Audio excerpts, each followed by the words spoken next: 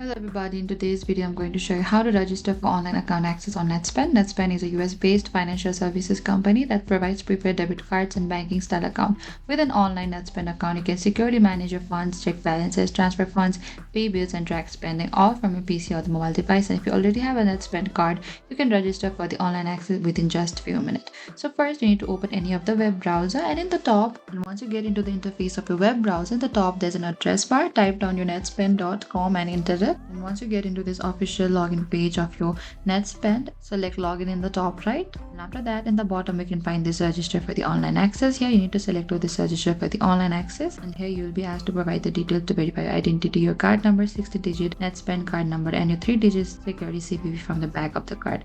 And after that, you can continue, and it will also ask for your name, date of birth, US address. This is required for the security and to confirm you are the card holder. And that is it. Review all the information you entered, submit the form, and check for the email for the confirmation link. And only use the official Netspend website to avoid the phishing scam. And Netspend online accounts are available for the US resident only with a valid ID and the address. And thank you for watching this video. I hope I could help you. Don't forget to like, share, and if you have any queries or questions, please comment down below and we will reach out to you very soon.